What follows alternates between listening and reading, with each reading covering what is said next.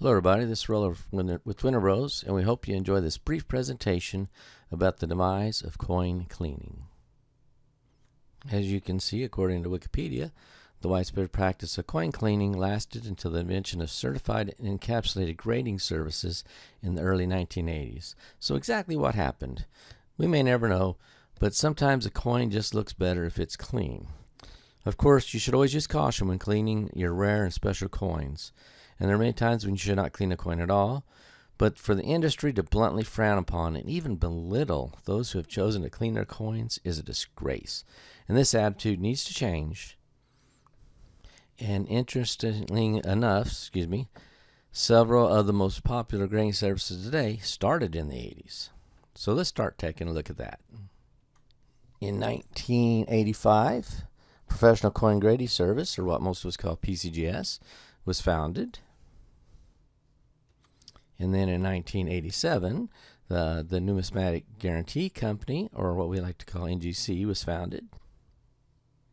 And a little bit later on, about 20 years, not exactly in the late 80s, Certified Acceptance Corporation, or what a lot of people call CAC, you know, the little green sticker that we like to see on some of the encapsulated coins, was founded. And you'll find that CAC sticker on PCGS and NGC encapsulated coins. We cannot say for sure if and how much of a role that PCGS, NGC, and then later CAC played in the demise of coin cleaning, but our research did turn up one interesting fact. One person is connected to all three of these big companies. Unless the records are incorrect, that person would be the celebrated coin enthusiast John Albanese. He was the founder and co-founder of PCGS, NGC, and later CAC, and he most certainly played a major role in coin grading and certification as we know it today. But we do not know how Mr. Albanese feels about coin cleaning, and we don't want to draw any unwarranted conclusions. We simply know that coin grading, certification, and encapsulation services like he helped establish have contributed to the demise of coin cleaning.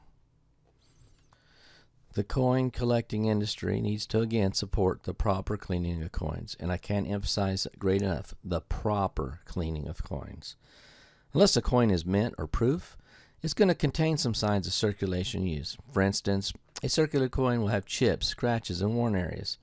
But some of the general guidelines and basic rules are: do not use chemicals to clean your coins, like metal cleaning chemicals.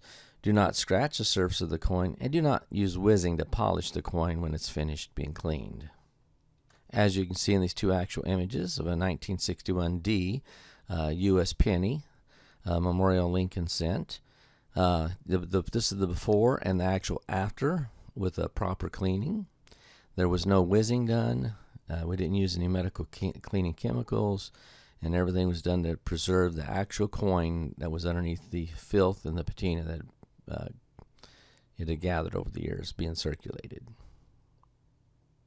We hope you enjoyed this video presentation on the demise of coin cleaning. Have a good day.